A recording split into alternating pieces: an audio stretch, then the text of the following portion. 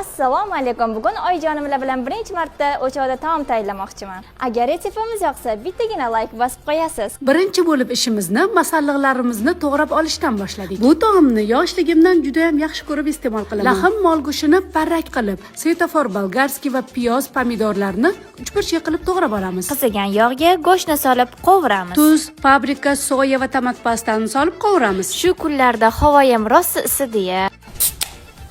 Oyijon, muzdekini ichib oling.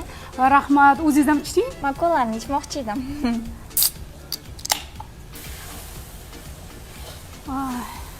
Muzdekina mazza.